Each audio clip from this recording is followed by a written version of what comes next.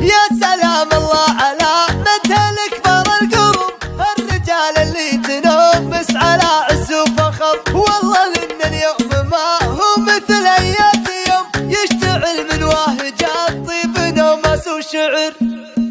جيت من راس القمام لاجل ميقف كبير، ولاجل